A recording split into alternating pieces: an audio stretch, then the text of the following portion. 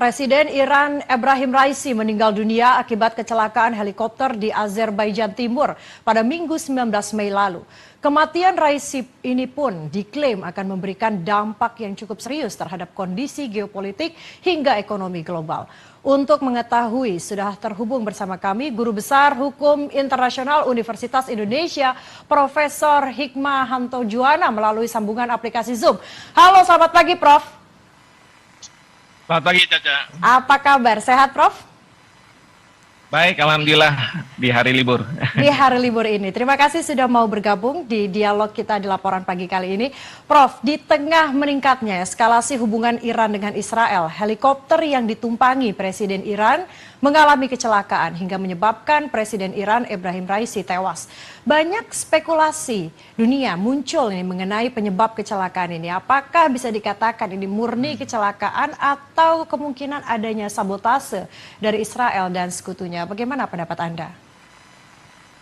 Ya, yang pasti kita tidak bisa langsung membuat kesimpulan tanpa fakta dan bukti yang ada.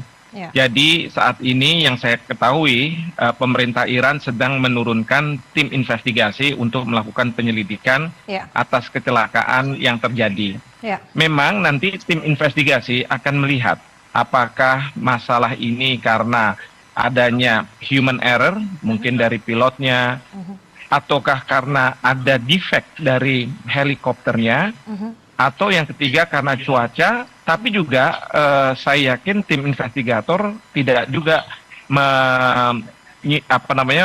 kemungkinan bahwa ini adalah sabotase. Jadi semua yang mungkin terjadi atas kecelakaan ini akan diinvestigasi dan perlu dipastikan.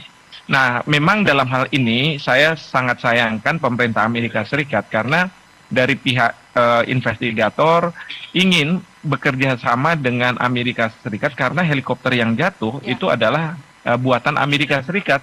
Tetapi kemarin yang saya lihat Presiden Joe Biden mengatakan bahwa mereka tidak akan melakukan kerjasama. Nah, ini yang tentunya mungkin para netizen masyarakat luas memunculkan spekulasi. Tapi sekali lagi kita tidak bisa berkesimpulan terlalu prematur kalau kita melakukan kesimpulan dan mengatakan bahwa ada satu penyebab gitu ya, seperti itu.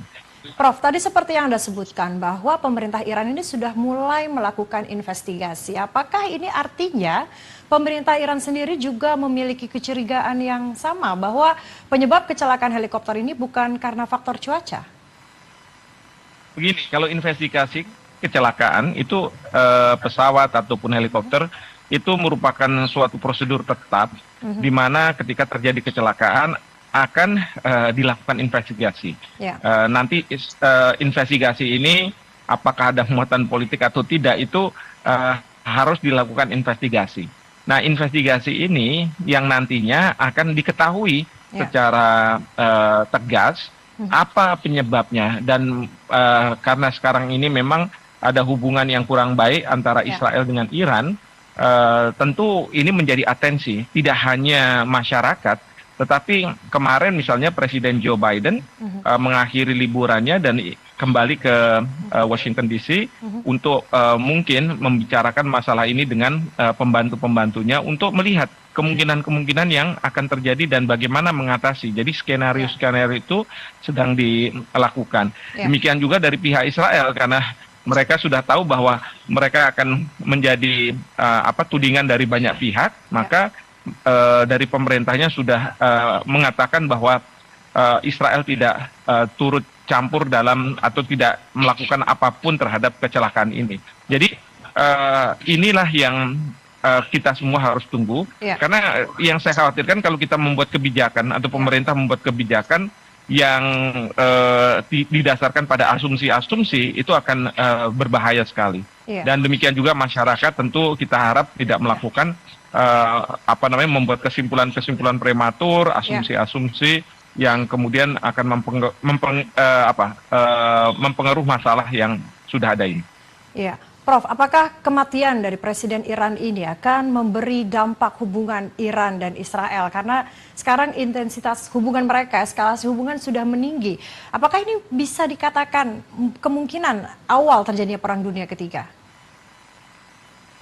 Sekali lagi kita harus menunggu hasil penyelidikan ya. Ya. Masyarakat Iran juga ingin tahu apa penyebabnya.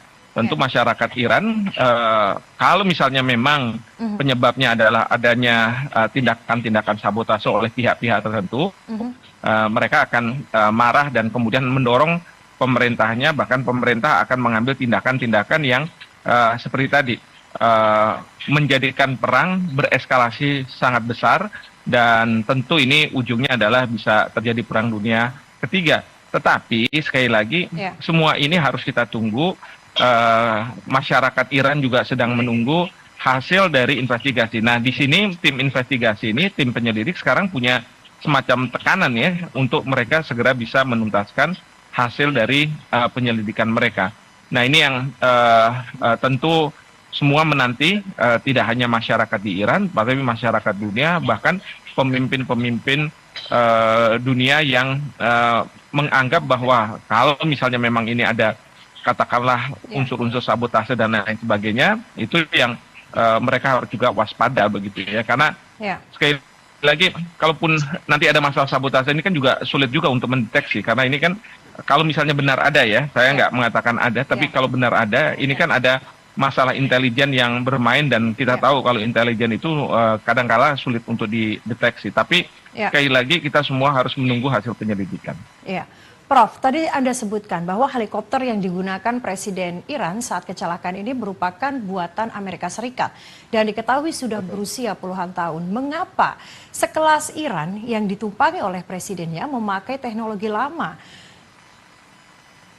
Nah, ini pertanyaan yang tentu pemerintah Iran lah yang akan bisa menjawab ya.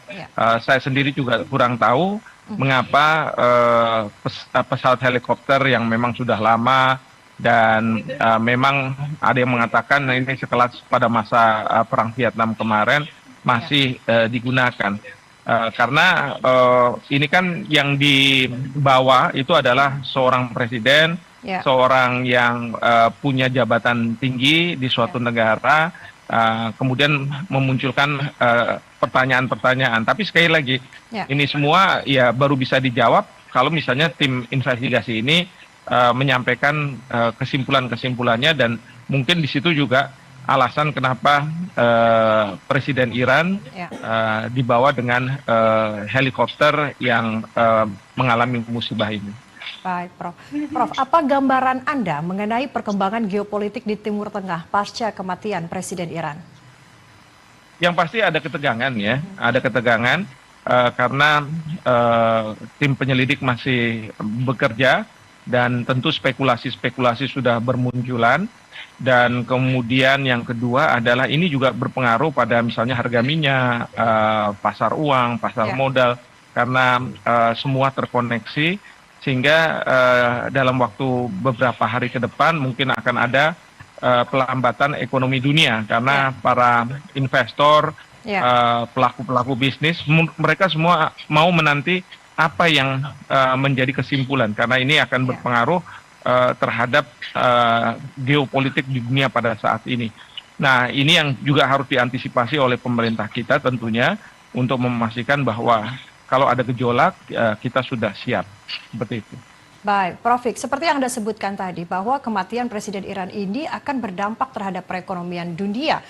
Bagaimana khususnya untuk Indonesia? Seperti diketahui, Iran juga sebagai salah satu penghasil minyak bumi terbesar di dunia, yakni 13,3% dari total cadangan minyak global.